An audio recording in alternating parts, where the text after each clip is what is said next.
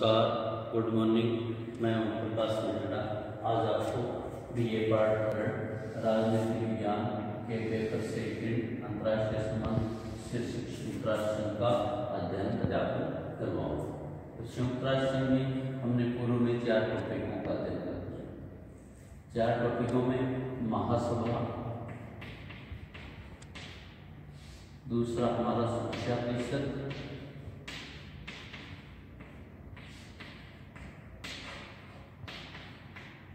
तीसरा न्याय परिषद,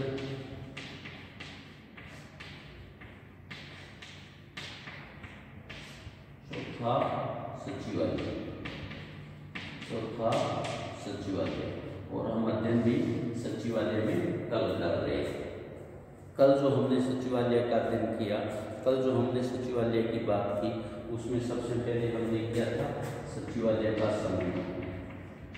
सचिवालय में कौन कौन लोग होते हैं, जैसा कि हमने बताया, एक महासचिव, एक उप महासचिव, एक निदेशक और एक 8,900 कर्मचारी कार्यरत है सचिवालय में। ये हमने इसके संगठन की बात की थी।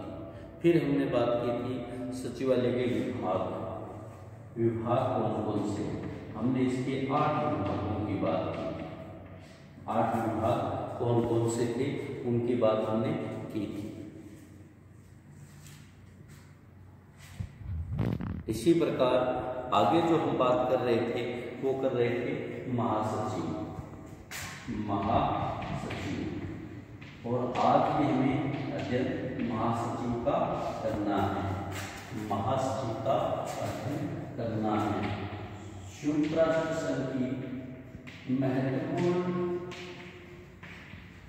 अंगों में से सचिवालय है, जो समस्त कार्यों को देखरेख करता है। और संयुक्त राष्ट्र महत्वपूर्ण अंग है तो उसका अध्यक्ष महासचिव है। महासचिव भी महत्वपूर्ण पदाधिकारियों में से हैं, शीर्ष पद में है। संयुक्त राष्ट्र संघ सिर्फ वह अध्यक्ष ही नहीं, पूरे विश्व का प्रतिनिधित्व करता है, पूरे विश्व का सूत्रधार है, पूरे विश्व का मुख्य संचालक भी कहा जा सकता है। हमें एक बात का ध्यान रखना चाहिए, स्मरण रखना चाहिए कि राष्ट्र संघ के निर्माताओं में महासचिव को बहुत अधिक अधिकार प्रदान नहीं किए। वे अपने विवेक का बहुत कम उपयोग करने के लिए अधिकृत थे। राष्ट्र संघ के महासचिव का अधिकतर प्रशासकीय अधिकार ही उपलब्ध थे। द्वितीय महायुद्ध के अवसर पर नए अंतर्राष्ट्रीय संगठन के निर्माण की चर्चा होने लगी। यानी पहले राष्ट्र संघ था, नए अंतर्राष्ट्रीय संगठन मतलब संयुक्त राष्ट्र संघ। तब महासचिव को व्यापक अधिकार दिए जाने से राष्ट्र संघ के महासचिव के कहीं अधिक महत्वपूर्ण है। वह न केवल सामान्य कार्यकर्ता, वरना आवश्यकता पड़ने पर सुरक्षा परिषद के सामने भी ऐसे मामले ले जा सकता है जिसके कारण उसकी राज्य से अंतर्राष्ट्रीय शांति और सुरक्षा को भय उत्पन्न। अपने इस अधिकार के आधार पर राष्ट्र संघ का महासचिव अंतर्राष्ट्रीय शांति और सुरक्षा में महत्वपूर्ण योगदान देता है। इस प्रकार हम बात कर रहे थे सचिवालय की। सचिवालय में महत्वपूर्ण पदाधिकारी, सचिवालय का अध्यक्ष महासचिव है। अब इसलिए सचिवालय का मतलब महासचिव के कार्य, हम बात इसकी करेंगे महासचिव के कार्य। महासचिव अर्थात सचिवालय के कार्य, एक ही बात। महासचिव के कार्य, महासचिव क्या क्या कार्य करता है ये हमें अध्ययन करना है। महासचिव का पहला कार्य है सामान्य प्रशासन। सामान्य प्रशासन, महासचिव बैठकों का आयोजन करना, सामान्य प्रशासन करना। महासचिव प्रमुख प्रशासनिक अधिकारी होता है। इस हैसियत से महासचिव महासभा, सुरक्षा परिषद, आर्थिक सामाजिक परिषद, न्यास परिषद की सभी बैठकों में भाग लेता है। यानी 6 के 6 अंग जो हमारे हैं ना, 6 के 6 अंग है, उन सभी अंगों में, सभी बैठकों में महासचिव भाग लेता है। 6 एक और 6 अंगों की बात नोट कर लेते हैं। 5वां जो इसका अंग है आर्थिक और सामाजिक परिषद। आर्थिक एवं सामाजिक परिषद। और 6ठा जो अंग है हमारा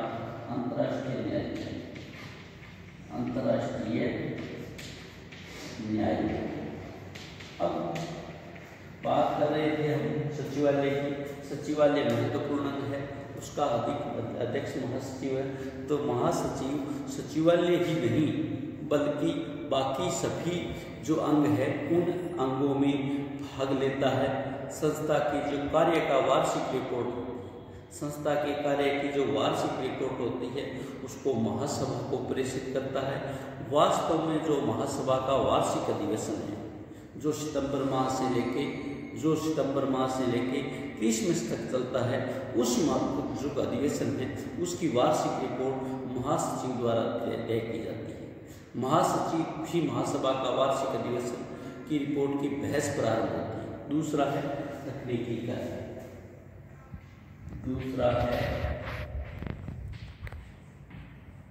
तकनीकी कार्य।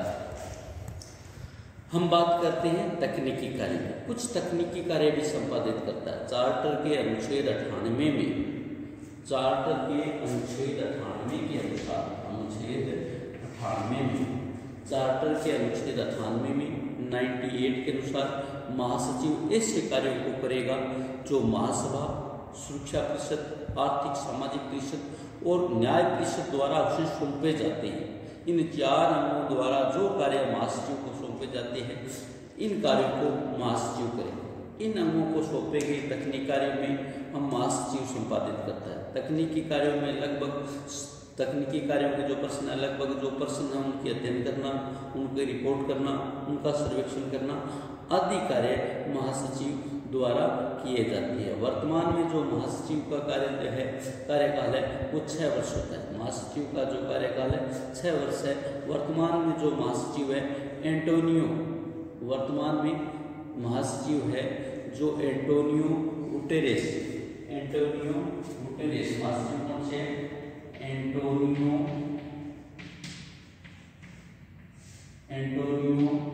गुटेरेस। ये एंटोनियो गुटेरेस पुर्तगाल देश के नागरिक है, पुर्तगाल के हैं, क्योंकि महासचिव में सभी देशों का ध्यान रखा जाता है। तो इसका 6 वर्ष का कार्यकाल है, इन 6 वर्ष के 5 वर्ष का कार्यकाल है। और ये 5 वर्ष का कार्यकाल इनकी नियुक्ति 1 जनवरी 2017 में की गई। 1 जनवरी 2017 में एंटोनियो गुटेरेस की नियुक्ति की गई। तीसरा जो कार्य है सचिवालय का प्रशासन। तीसरा जो कार्य है सचिवालय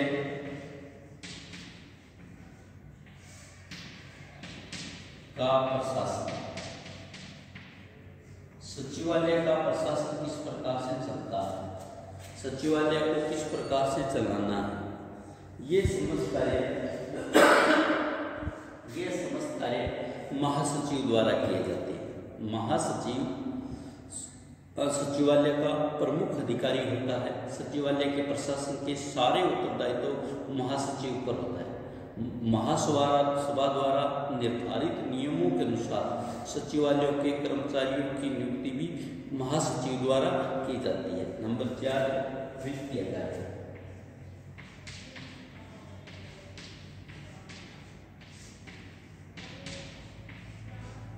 वित्तीय कार्य पैसे के लेन देन से महासचिव के कार्यों में अंतर्गत वित्तीय उत्तरदायित्व है। संयुक्त राष्ट्र के बजट का संचालन सुचारू रूप से हो रहा है या नहीं हो रहा है, इसका संपूर्ण उत्तरदायित्व महासचिव पर होता है। वह संयुक्त राष्ट्र का बजट तैयार करता है जिसे बजट सलाहकार समिति के सम्मुख प्रस्तुत किया जाता है। विशेष उल्लेखनीय अभिकरणों तथा अन्य संबद्ध संस्थाओं के बजट पर उसकी नजर रहती है। वह संयुक्त राष्ट्र की सभी निधियों का, यानी जो उसके पास पैसा है, सभी निधियों का अभिरक्षक है और व्यय के लिए उत्तरदायित्व। ये वित्तीय कार्य में होता है। 5वां है प्रतिनिधित्वात्मक कार्य।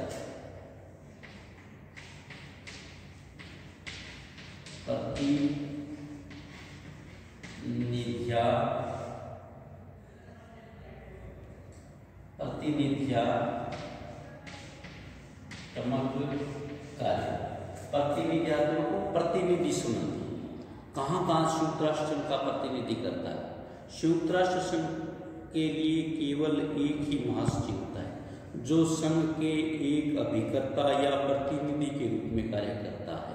विभिन्न अभिकरणों एवं सरकार के साथ वार्ताओं में वह संघ का प्रतिनिधित्व करता है। संघ मतलब संयुक्त राष्ट्र संघ, और संघ की ओर से करार करता है, संघ की ओर से अनुबंध करता है, संघ की ओर से समझौता करता है। छठा है राजनीतिक कार्य।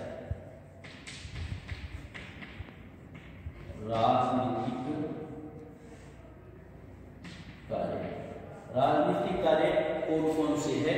महासचिव के। संयुक्त राष्ट्र संघ का महासचिव कुछ राजनीतिक कार्य भी करता है। संविधान के अनुच्छेद 99 में उसके राजनीतिक कार्यों की बात की गई है। संविधान मतलब चार्टर का संविधान, संयुक्त राष्ट्र संघ का संविधान। संयुक्त राष्ट्र संघ के चार्टर के 99वें अनुच्छेद में कहा गया है कि महासचिव ऐसे सभी मामलों की ओर संयुक्त राष्ट्र संघ सुरक्षा परिषद का ध्यान दिला सकता है जिसके मतलब महासचिव के विचार से संयुक्त राष्ट्र संघ की सुरक्षा और शांति को खतरा है और संकट उत्पन्न हो सकता है। शक्ति और अन्य कारणों से महासचिव संयुक्त राष्ट्र संघ का प्रधान राजनीतिक अभिकर्ता बन गया है। संयुक्त राष्ट्र संघ के महासचिव की राजनीतिक भूमिका को अधिक विकास हुआ है कि नहीं, केवल संयुक्त राष्ट्र संघ के बजट की अपेक्षा की गई है कि नहीं, अधिक शक्तिशाली और प्रभावशाली सिद्ध हुआ। वरना मार्गेताओं ने तो यहाँ तक कह दिया था, इस प्रकार महासचिव संयुक्त राष्ट्र का एक प्रकार का प्रधानमंत्री है। हम राजनीतिक जो कार्य है वो 3 भूमिकाओं में देख सकते हैं। वो 3 भूमिकाओं में राजनीतिक कार्य हो सकते हैं। उसके नंबर 1 है अंतर्राष्ट्रीय वार्ताकार कहा जाता है। नंबर 1 राजनीतिक कार्यों में अंतर्राष्ट्रीय वार्ताकार, अंतर्राष्ट्रीय वार्ताकार। दूसरा जो राजनीतिक कार्य है वह है प्रतिष्ठा रक्षक सूत्र, प्रतिष्ठा रक्षक सूत्र के रूप में कार्य करता है। तीसरा जो कार्य है हमारा वो है विश्व की आत्मा की आवाज का संरक्षक, विश्व की आत्मा की आवाज का संरक्षक। इस प्रकार ये 3 कार्य है राजनीतिक कार्यों में महासचिव के। 3 कार्यों में एक कार्य हमारा ये आता है कि उसे अंतर्राष्ट्रीय वार्ताकार कहा जाने लगा है। दूसरा, बहुत सारे अवसरों पर ऐसे प्रतिष्ठा रक्षक सूत्रों की रचयिता के रूप में सामने आया है जिससे विवाद के जो पक्ष है उन्हें समाजजनक रूप से स्वीकार किया है। तीसरा है उसे विश्व की आत्मा का संरक्षक कहा जा सकता है। ये जो है महासचिव के कार्य। नेक्स्ट जो टॉपिक है हमारा, नेक्स्ट जो टॉपिक है वो है महासचिव का मूल्यांकन। महासचिव का मूल्यांकन।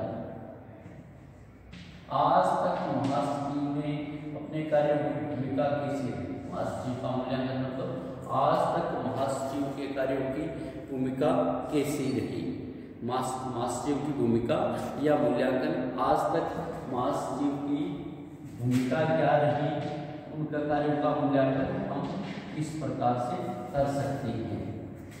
या भूमिका, ये महत्वपूर्ण पॉइंट है, ये महत्वपूर्ण पॉइंट है जिसमें आज तक जो महासचिव ने कार्य निभाए, आज तक जो महासचिव ने कार्य किए, उनके बारे में हम चर्चा करेंगे। देखिए, महासचिव का पद अत्यंत महत्वपूर्ण पद है। ये प्रशासनिक कार्यों का निर्वाह नहीं करता, राजनीतिक उत्तरदायित्वों को भी पूरा करता है। उसका कार्य उतना ही विशाल है जितना वह बना सकता है, जितना वह कर सकता है उतना विश्व में कार्य। उसकी भूमिका बहुत महत्वपूर्ण है। जितने भी है कि वैधानिक अधिकार दिए गए हैं उसमें योग्यता और क्षमता है। यदि वो प्रशासनिक कार्य भूमिका का एक आरंभ जैसी या राजनीतिक भूमिका में मध्यस्थ वार्ता करता और मत के निर्माता करता है। महासभा के अंतिम जो सत्र है, महासभा का जो अंतिम सत्र है जो दिसंबर माह में किया जाता है, उसमें महासचिव द्वारा प्रस्तुत किया जाता है। और महासचिव द्वारा जो रिपोर्ट प्रस्तुत की जाती है उसमें उसका व्यक्तित्व झलकता है। इसी रिपोर्ट के माध्यम से वह अंतर्राष्ट्रीय समस्याओं का दृष्टिकोण व्यक्त होता है। अंतर्राष्ट्रीय स्थिति की घटनाओं पर प्रकाश डाला जाता है। अंतर्राष्ट्रीय तनाव को कम करने की बात कही जाती है। लियोनार्ड ने अपने शब्दों में कहा जाए कि महासभा की वार्षिक रिपोर्ट अमेरिकी राष्ट्रपति के संदेशों के समान प्रभावशाली। महासभा द्वारा प्रस्तुत किए जाने वाले प्रस्तावों को तैयार करने में भी महासचिव की अत्यंत महत्वपूर्ण भूमिका है। नेक्स्ट है 5 नंबर पॉइंट हमारा आर्थिक और सामाजिक। 5वां जो अंग है आर्थिक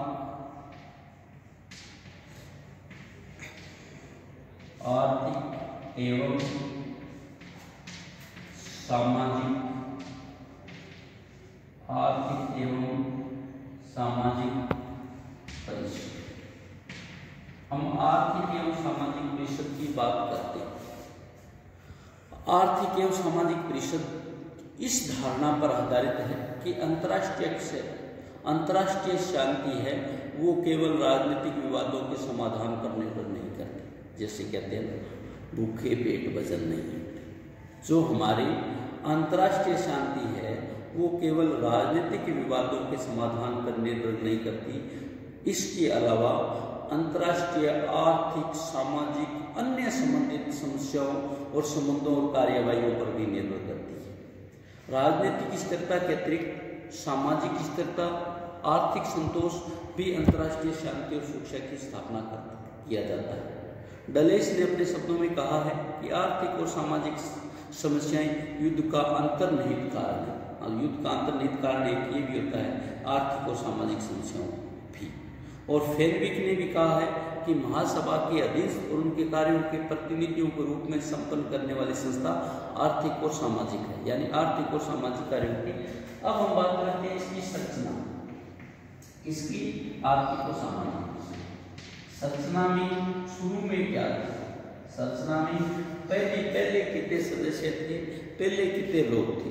शुरू में प्रारंभ में जब संयुक्त राष्ट्र की स्थापना की गई थी सब आर्थिक और सामाजिक परिषद में 18 सदस्य थे। तब 18 सदस्य थे और 1966 में एक संशोधन करके इनकी सदस्य 27 कर दी। 1966 में इनकी सदस्य 27 कर दी गई। फिर धीरे धीरे कार्य बढ़ते गए और कार्य बढ़ते गए। इस प्रकार इसका तत्कालीन जो अनुच्छेद 61 है, आर्थिक और सामाजिक परिषद का अनुच्छेद कौन सा? 4 में 61। अनुच्छेद 61 में संशोधन करके 24 सितंबर 1973 को इनकी संख्या 54 सदस्य करते। वर्तमान में जो संयुक्त राष्ट्र संघ का आर्थिक और सामाजिक परिषद है इसके सदस्यों की संख्या 54 है। ये 54 सदस्य इस चीज का कार्य करते हैं कि विश्व की आर्थिक और सामाजिक स्थिति कैसी है, कहीं वो तो अंतर्राष्ट्रीय शांति और सुरक्षा के लिए खतरा नहीं है। ये एक स्थायी सदस्य संस्था है, ये संस्था स्थायी रहती है।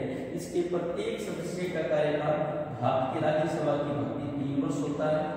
भारत में जैसे राज्यसभा का कार्यकाल है 6 वर्ष, उसी प्रकार से इसका 3 वर्ष होता है।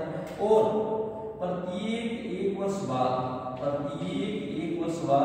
1 तिहाई सदस्य बदलते रहते हैं। 1 तिहाई सदस्य बदल जाते हैं, एक स्थायी सदस्य नए आ जाते हैं, एक स्थायी सदस्य अवकाश ग्रहण कर लेते हैं। यद्यपि आर्थिक और सामाजिक परिषद में कोई स्थायी सदस्यता का उपवन नहीं है। संस्था स्थायी है पर सदस्यों के लिए कोई स्थायी उपवन नहीं है। यद्यपि व्यवहार में तथाकथित 5 बड़े सदस्य निर्वाचित हो जाते हैं। साधारणतः इनके निर्वाचन में इसकी बैठकों में भाग लेते हैं। संयुक्त राष्ट्र के किसी भी सदस्य बिना मतदान किसी ऐसे विषय पर अपने विचार विमर्श आमंत्रित कर सकती है जो उस सदस्य के लिए विशेष चिंता का विषय। नेक्स्ट है 2 नंबर हमारा मतदान प्रक्रिया।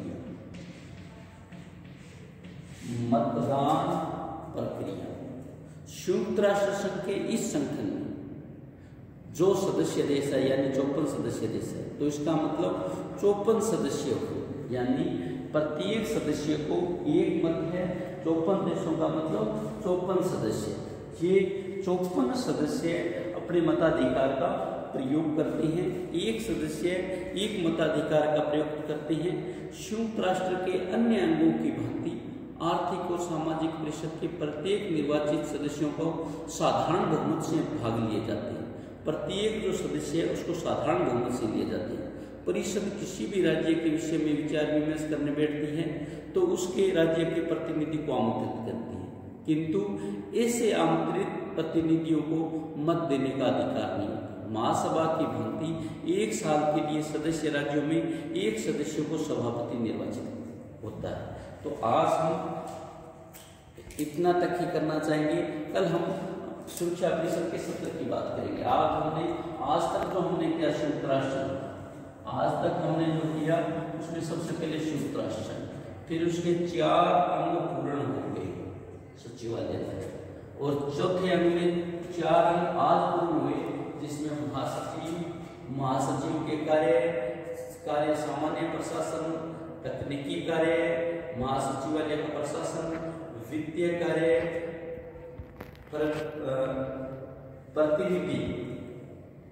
प्रतिनिधित्वात्मक कार्य, राजनीतिक कार्य 3 प्रकार के हैं। फिर महासचिव की भूमिका और मूल्यांकन। फिर हमने 5वें अंक की बात सुनी। 5वें अंक में हमने 2 टॉपिकों की बात की, संरचना और मतदान प्रक्रिया। थैंक यू, धन्यवाद।